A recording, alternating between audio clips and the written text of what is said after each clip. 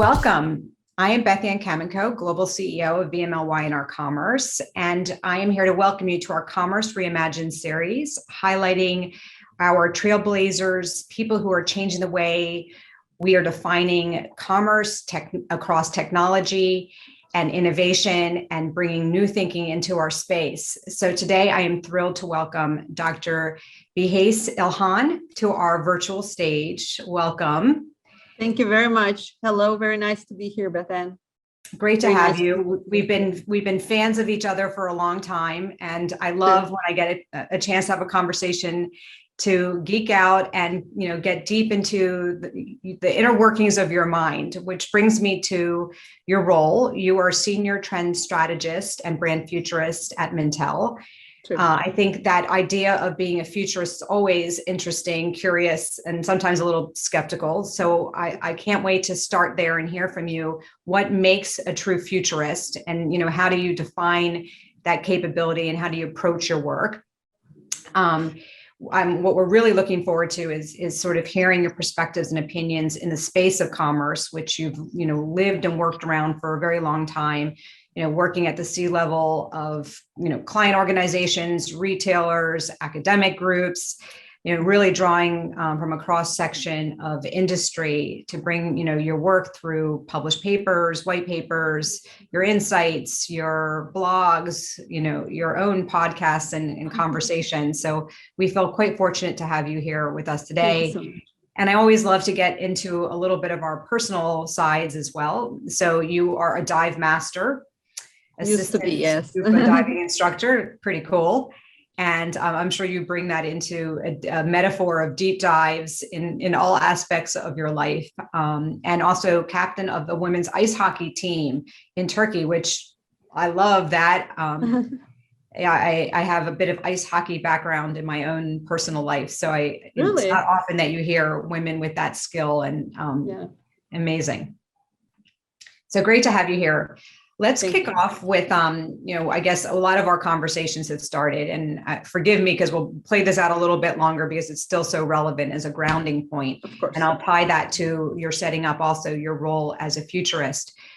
But as the current environment and the stage that has been set by the global pandemic gets us all into new conversations with our clients who are now trying to think about what is priority for them in their business right now. Many of them made a pandemic pivot, especially in the space of commerce. And many are trying to figure out, how do I crystallize and hold on to some of those new shifts that have taken place, whether it's because it's growth that has been created with consumers, whether it's new behaviors that they want to make sure maintain in their business, even internally. So I would love to hear from you. One, what do you bring to this conversation, as a futurist, and then what are you seeing, and how are you guiding your clients right now? I think the futurist is used mostly. Thank you so much. I'm super excited. I think I have been a bigger fan of you since we have met at WPP conference in Miami. I'm watching, and you're doing great work. Great to be here, and I am honored. And the futurist as a term is mostly used around products, like the technology. What is the next technology? That's why I call myself, and my company call me, a brand futurist. Because for me, brand futurism is futurism plus strategy hand in hand. If you don't have strategy, futurism is basically looking into a glass bowl and telling what the future will hold. So it is a fortune-telling endeavor. And without futurism, strategy is walking blindfolded. So it has to go hand in hand. What is the future promising, and how can the brands navigate through that? And it's important to understand that there were different eras of digital transformation. In the first era in the 90s, we have digitized information. We put everything that was printed to online, to our websites. In mid-2000s, in the second era, we digitized social relations. And we're going into a new era where we will be digitizing experience. Yeah, you talk about this in terms of these cultural fault lines. And you're getting into that a little bit, I think, when you start bringing in ideas of 5G and other, like, I think the pandemic was that too, where it was like a force of something that's intersecting that is creating this shift in behavior. So there is a generational component, as you say, but it also, I think, goes further than just the generation. So talk to me a little bit about how you identify and think about those cultural fault lines, and then the roles that they play in understanding the strategy, or, and the interpretation of data into insight. Yeah. Cultural fault lines is important. For example, for future of work, to be able to understand the labor shortage that we are having today, you need to understand the industrial understanding of work, or the Reagan's understanding of free frontier. So you need to understand all these dynamics, and you need to see that, and then the impact of automation to be able to make meaning of the labor shortage today. Why the work has lost meaning, or the blue collar work has lost meaning for some. That's why they're looking for something else.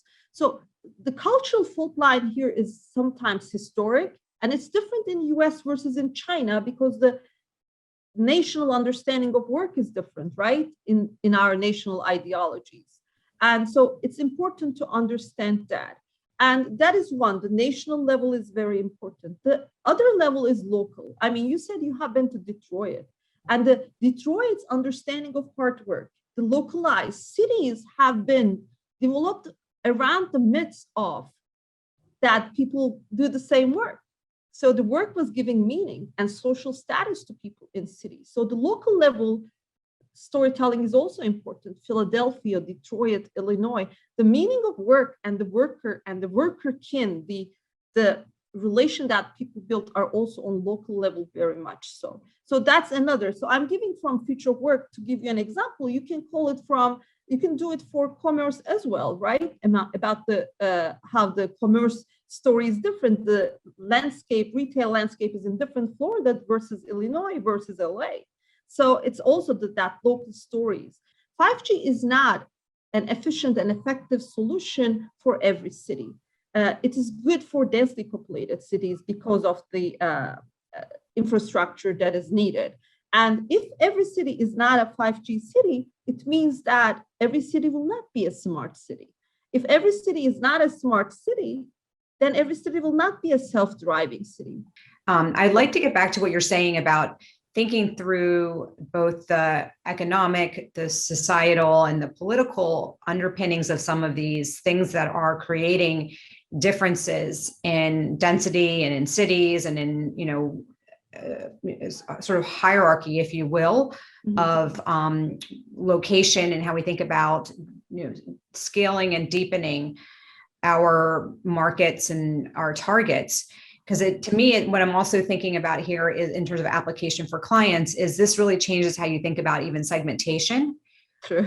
It's again, beyond even just sort of generational groupings. This really kind of forces us to think through a different level of sort of prioritization of spend, of messaging, of approach in every aspect of our marketing communications. True. It does. And I think understanding consumer behavior as something that changes very easily is a big illusion. Because that's why when I work with clients and when I give POVs, I always provide friction points. So what is the friction point? For example, let's look at the going back to office example, right? The friction point is about essential and redundant. Or going back to the retail, you can just take it as you go. Going back to the retail, do we really need to go? Is it essential to go back to the office? What is the role of the office? What is the role of the retail, in another example? So that essential versus redundant negotiation in consumers' lives shape their behavior. It took, again, a massive shifts to happen for us to really rethink these new established habits and behaviors that will forever now shape the way we interact with brand and with product. So take me through that a little bit. How do you think about the differences between a habit, a ritual, and routine, and why does all of that matter? It matters a lot. When the pandemic started, the first couple of weeks, everybody was asking, and I was telling them just just wait a little. And in April, I did a series of webinars, 4 webinars, talking about routines, habits, and rituals. I mean, everybody saw that routines have been disrupted. Everybody saw that some habits have been disrupted. My POV was not that. My POV was to be able to answer these questions. How did the behavior change? Whether it will be permanent, and how much of these will be persistent beyond the pandemic. To be able to understand that, you need to look at behavior that have different and varying resiliences. That's why I brought the routines, habits, and rituals, because my POV was that these behavior have different resiliences. Changes in them will tell you which ones of these will be permanent or persistent. Routine is something that you do intentionally. There is intent in routine. And in routines happen around times and around places. Gym routines, morning routines, right? Habit is more an automatic behavior to help you with your cognitive load during the day. That's why we use brands as a habitual shopping. It gives us a shortcut, easier way to make a decision. If you're thinking whether you should buy that brand or not, that's not a habit. Rituals, on the other hand, are more ceremonial, more expressive, more sequential, and symbolic behavior. And among all this, rituals are the most resilient. And I was looking at some Peloton numbers today. As of March 2021, Peloton has 4.4 subscribers, 4.4 million subscribers. And they have sold 400K worth of bikes. And now they're expanding into B2B with corporate wellness programs. I mean, that's a big impact. Like that's 400 people have bikes in their homes that they have new habits, and that might not be coming back soon. That is the understanding of routines, habits, and rituals. And the resilience is important there. I think linking what you're saying to the work resistance of return to work, or why there's friction around that for so many people.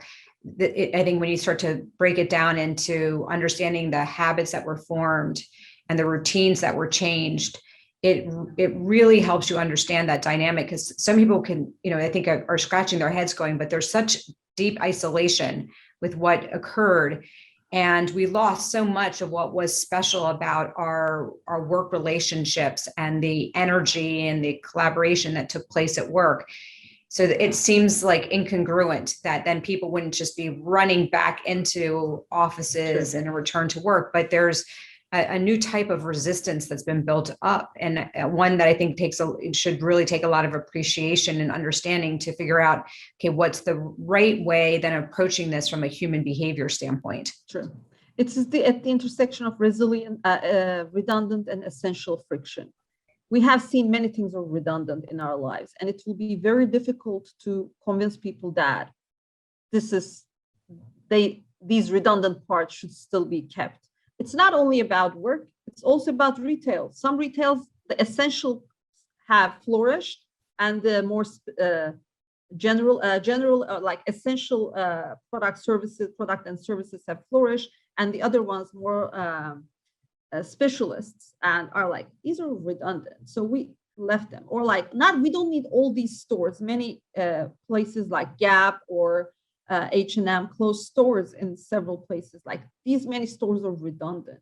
So we have seen that essential versus redundant in retail as well, especially in redefining the role of retail. And we saw that we can do many things online, and that also sends that we don't need all this. But at the same time, some of these redundants are hard to shave off or hard to abandon, because what I say is normal is an institutionalized habit. And some of these things are not institutionalized yet. So even if you think the office is redundant, that there are many policies and regulations, the institutionalized habits in office that you need to follow. And until we have new policies about remote work and working from a distance, these institutionalized habits in the existing forms of offices will push and will create some tension.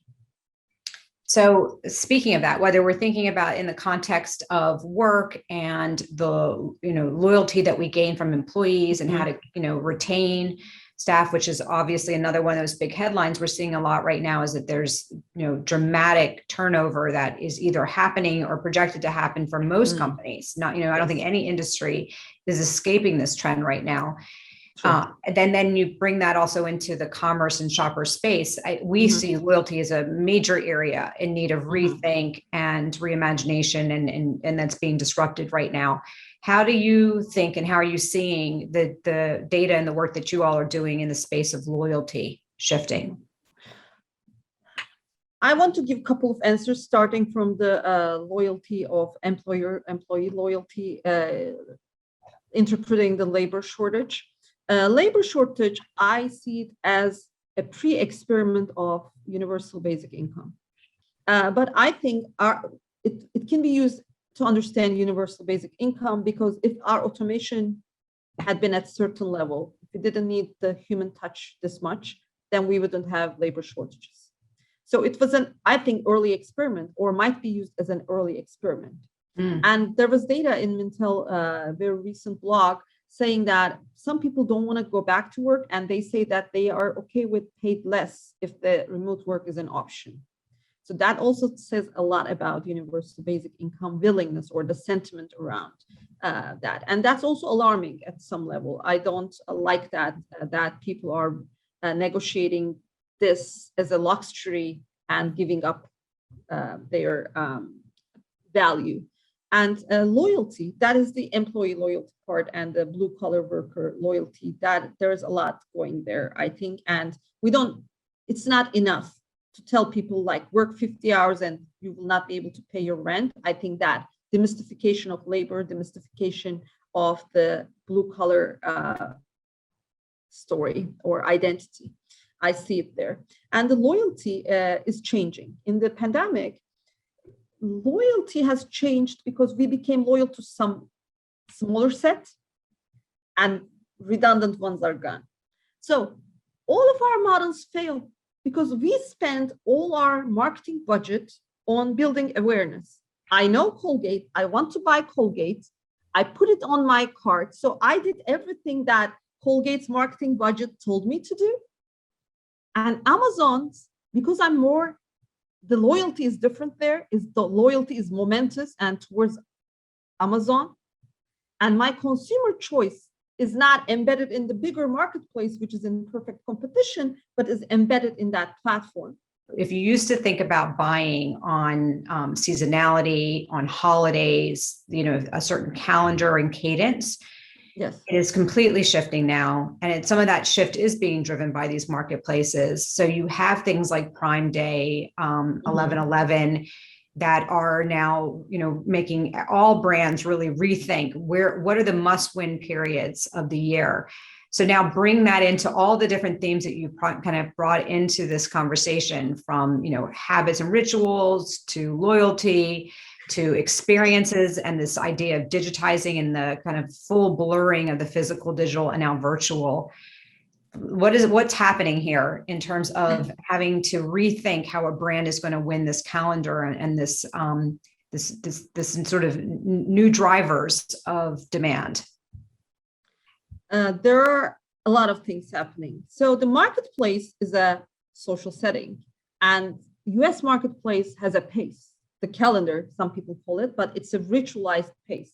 There are marketplace rituals, planned, symbolic, expressive activities that the marketers create for and perform with consumers. Like how you're integrated into a restaurant. If I'm Turkish and when I come to US, I was like, this is a very ritualized environment in a restaurant, right? How they welcome you, how they greet you, how they treat you. And when you look at the marketplace in a bigger picture, in US, there is an annual calendar. It starts with Valentine's Day, and it goes with the Easter, the Mother's Day, the 4th of July, back to school, Halloween, Thanksgiving, and that.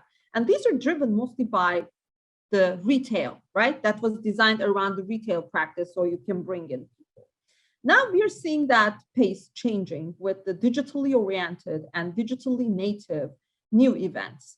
that is changing the pace. It is changing. The consumer was planning accordingly. Now it is changing. Now there are new events like Singles Day that is disrupting how people spend and their annual budget or how they shop for holidays. And that's also changing the existing behavior.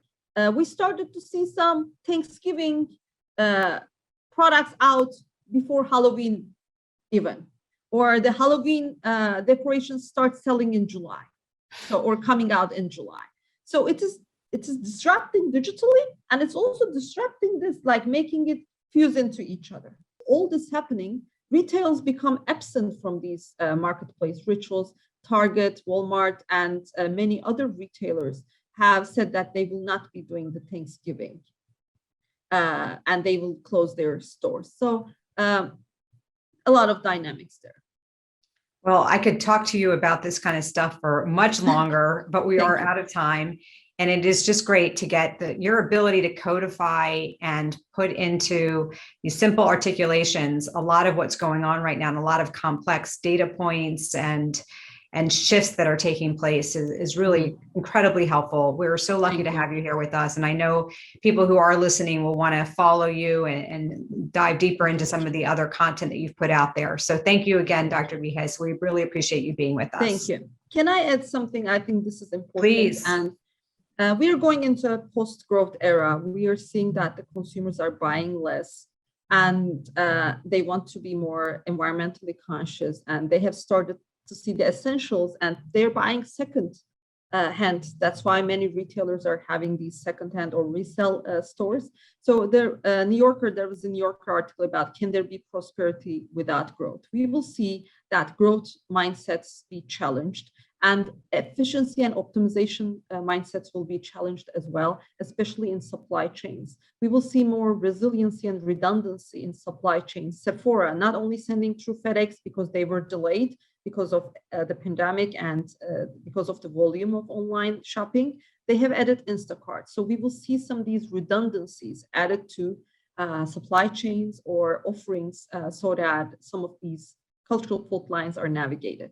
Thank you so much. And I enjoyed it so much. Thank you. You're welcome. Well, that's a great note to end on. And again, appreciate your time with us. Thank you.